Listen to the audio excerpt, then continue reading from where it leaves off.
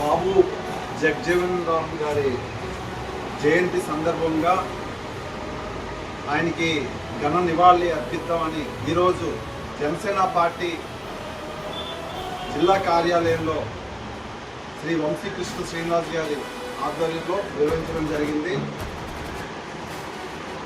జగజీవన్ గారు మన భారతదేశానికి దళితుల కోసం, ఎస్సీ ఎస్టీ వర్గాల కోసం, బడుగు బలహీన వర్గాల కోసం ఎన్నో సంస్కరణలు తీసుకొచ్చారు, ఎంతో ఫైట్ చేశారు. ఆయన 1908లో బీహార్లోని చందువా గ్రామంలో జన్మించారు. ఆయన జన్మించిన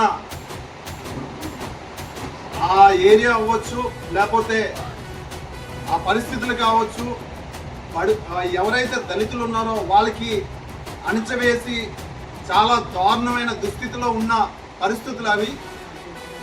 ఆయన తన విద్యాభ్యాసం చేసే టైంలో కూడా దళితులని ఏ విధంగా అవమానించేవారో, ఎంత దూరంగా పెట్టి చదివించేవారో అవన్నిటికీ ఎదిరించి మరి ఉన్నత విద్యను ఆయన చదివి ఒక మంచి డివిజన్లో అంటే ఫస్ట్ క్లాస్లో పాస్ అయ్యి ఎన్నో రకాలుగా విద్యార్థిగా ఉన్న టైంలోనే, విద్యార్థిగా ఉన్న దశలోనే ఎన్నో ఫైట్లు చేశారు ఆయన.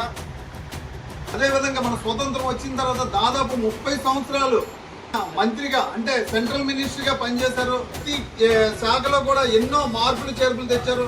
1971లో జరిగిన ఏదైతే యుద్ధం పాకిస్తాన్తో జరిగిందో అప్పుడు రక్షణ శాఖ మంత్రిగా ఉండేవారు. యుద్ధం గెలవడానికి కూడా ఆయన కారణం ఉన్నారు.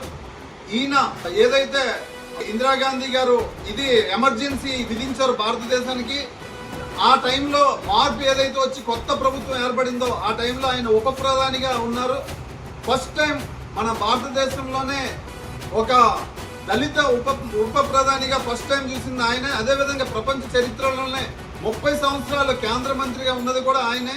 ఆయన ఖచ్చితంగా ఏ విధంగా భారతదేశంలో ఇప్పుడు వ్యవసాయ శాఖలో కూడా ఎన్నో మార్పులు తీసుకొచ్చారు.